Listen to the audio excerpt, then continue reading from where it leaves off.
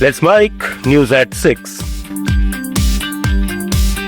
असम सरकार खेल के बुनियादी ढांचे पर भारी निवेश कर रही है।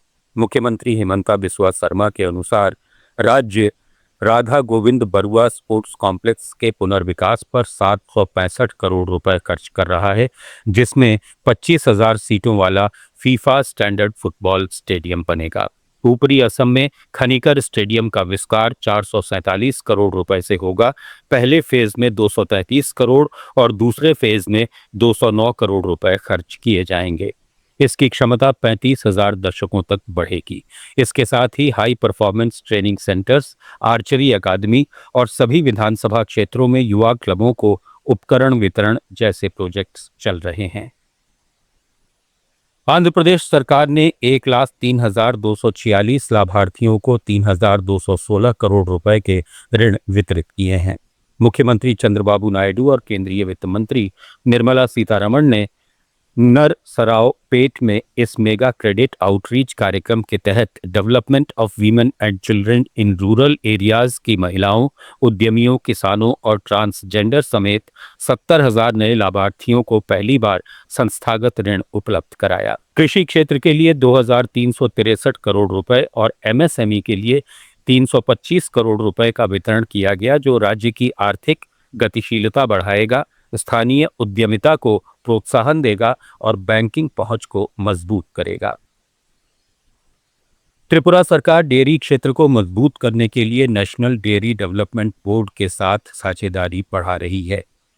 एनिमल रिसोर्सेज डेवलपमेंट मंत्री सुधांशु दास ने गुजरात के आणंद में नेशनल डेयरी डेवलपमेंट बोर्ड के अध्यक्ष डॉक्टर मीनेश शाह से मुलाकात की, जहां दूध उत्पादन बढ़ाने, आधुनिक इंफ्रास्ट्रक्चर विकसित करने और किसानों की आय सुधारने पर चर्चा हुई।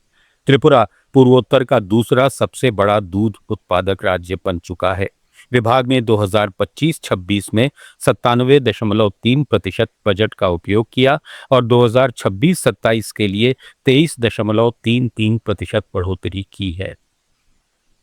बामुतिया में 40,000 लीटर प्रतिदिन क्षमता का मिल्क प्रोसेसिंग प्लांट शुरू हो चुका है।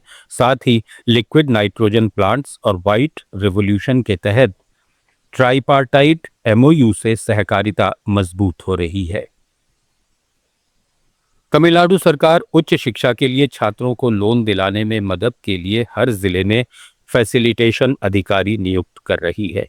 कॉलेज एजुकेशन विभाग के ये अधिकारी असिस्टेंट प्रोफेसर रैंक के होंगे।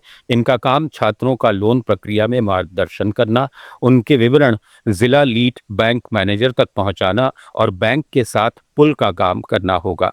मुख्यमंत्री के निर्देश पर यह कदम उठाया गया है ताकि कोई छात्र आर्थिक कारणों से पढ़ाई नहीं छोड़े। जिला कलेक्टरों को बैंक समन्वयकों, नोडल अधिकारियों और इन फैसिलिटेटर्स के साथ नियमित समीक्षा बैठकें करने को कहा गया है, जिससे लोन तेजी से और बिना परेशानी के मिल सके। मेघालय इन्वेस्टमेंट फ्रेंडली सूचकांक में 23वें स्थान पर है, लेकिन अंतर्राष्ट्रीय हवाई अड्डे की कमी प्रमुख बाधा बनी हुई है। नीति आयोग के इन्वेस्टमेंट फ्रेंडलीनेस इंडेक्स 2026 में राज्य को 36 में से 23वीं रैंक मिली है, कुल 100 में 43 अंक के साथ, जबकि पहाड़ी और पूर्वोत्तर राज्यों में उसका 5वां स्थान है। प्रति व्यक्ति आय 95,525 रुपए है, लेकिन पिछले 5 साल में जीडीपी ग्रोथ औसतन सिर्फ 3.6 रही, जो राष्ट्रीय औसत 4.8% से कम है।